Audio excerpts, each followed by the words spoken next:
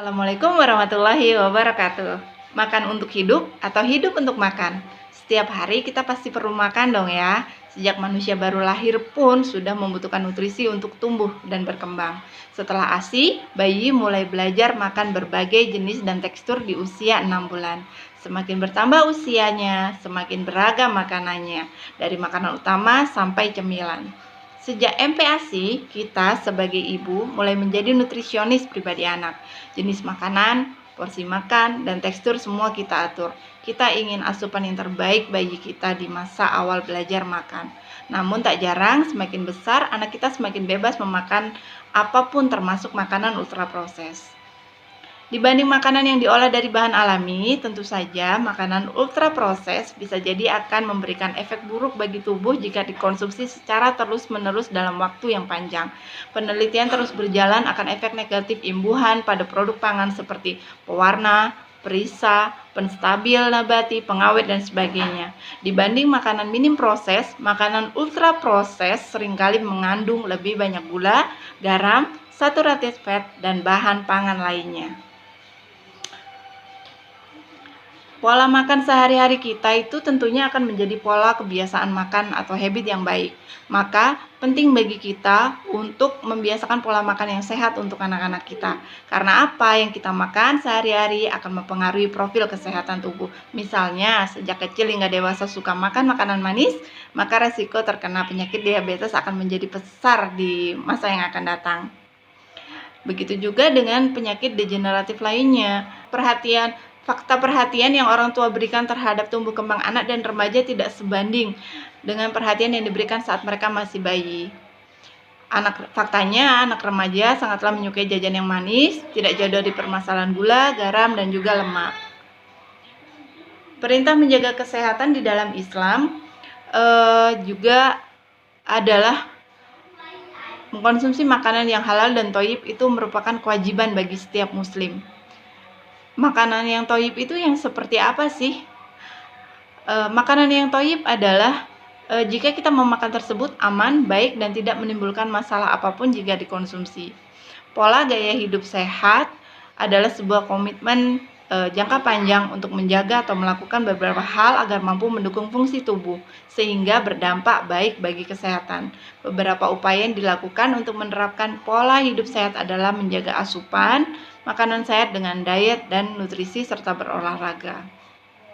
Nah, salah satu cara untuk menjaga pola makan sehat adalah dengan cara mengetahui apa itu isi piringku, yang dapat menjadi acuan sajian sekali makan. Piring sajian sebaiknya diisi dengan asupan karbohidrat, protein, vitamin, dan mineral seimbang. Berawal dari keresahan itu, maka Dapur Genta hadir berusaha untuk menjadi platform literasi pola makan yang baik bagi generasi yang sehat dan kuat di masa depan. Kita juga mengedukasi tentang beberapa bahan pangan lokal dan juga menginspirasi para ibu tentang cemilan-cemilan sehat yang bisa kita olah dari bahan-bahan alami. Selain asupan makanan pokok, kita juga memerlukan cemilan yang tak kalah penting untuk tubuh. Cemilan sehat itu memiliki kepentingan yang sama dengan makanan utama. Begitu juga, namun tidak semua cemilan sehat dapat dikonsumsi untuk pelengkap nutrisi, melainkan harus memenuhi kriteria cemilan sehat untuk anak. Concern awal tim Dapur Genta pada cemilan anak karena produk ultraproses paling banyak yang biasa dikonsumsi anak itu dalam bentuk cemilan. Penyebabnya bisa berbagai macam. Selain orang tua tidak punya waktu bikin cemilan, harga cemilan di luar lebih murah. Padahal kalau cemilan itu berupa cemilan padat gizi, tentu akan membantu pemenuhan gizi anak. Jadi kami berusaha membuat menu cemilan yang mudah didapat dan bergizi. Biasanya kami diskusi terlebih dahulu dengan tim tentang suatu resep, apakah itu sesuai untuk anak atau itu sudah memenuhi kriteria cemilan sehat yang sesuai dengan angka kecukupan gizi.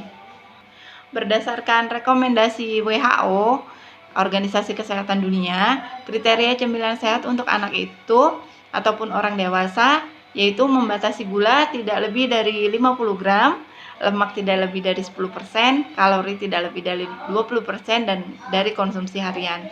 Oleh karena itu, saatnya orang tua menyeleksi jajanan untuk anak-anak. Dan apa saja yang dilakukan oleh tim adalah dengan membagikan infografis di sosial media yang berisi literasi kesehatan, terutama yang berkaitan dengan makanan dengan anjuran pola makan sehat. Selain itu, kita juga mengedukasi tentang beberapa bahan lokal. Harapan kami sih orang kedepannya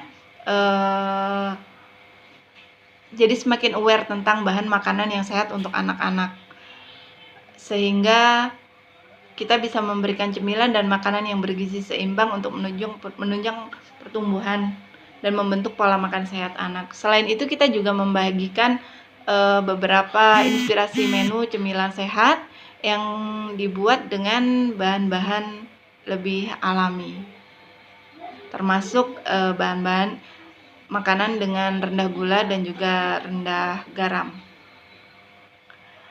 Harapan dari gerakan ini, anak-anak adalah merupakan harapan masa depan bangsa yang perlu dipersiapkan sejak dini. Salah satu kunci agar anak Indonesia dapat tumbuh menjadi generasi adalah memastikan akses edukasi dan nutrisi yang terpenuhi dengan sangat baik. Semoga kedepannya Dapur Gentas semakin banyak memberikan edukasi tentang makanan sehat, serta dapat berkembang dan berkolaborasi untuk memberikan dampak yang lebih luas untuk Indonesia. Jangan lupa kunjungi kami di media sosial kami ya. Wassalamualaikum warahmatullahi wabarakatuh.